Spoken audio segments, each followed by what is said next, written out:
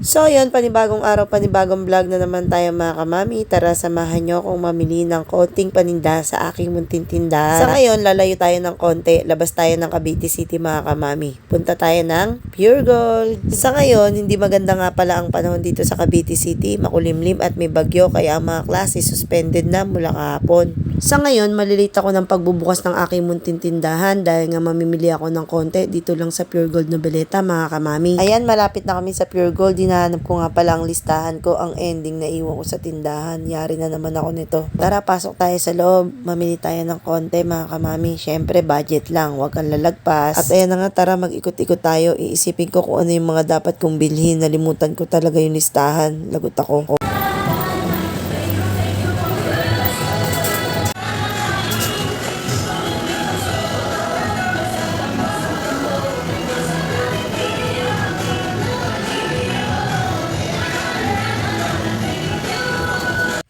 At ayun na nga, talaga nagbubusisi ako ng presyo dahil ngayong iba matataas, hindi siya pwede pantindahan mga kamami. Kaya talaga nag-ikot kami ng bongga kasi nga iniisip ko kung ano yung mga dapat kong bilhin. O tara na, tayo na magbayad, baka mamaya lumagpas pa ako, abono na naman ang Mami EJ nyo. At ayun na nga ang imamarites ko mga kamami, hindi naman ganun karami pero talaga ang mamahal ng bilihin ngayon. E di ang ending, lumagpas ako sa budget at ayan, abono na naman talaga ang Mami EJ nyo.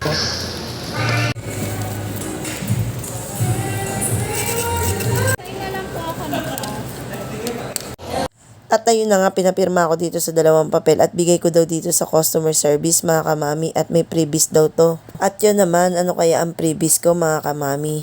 Charan! Thank you!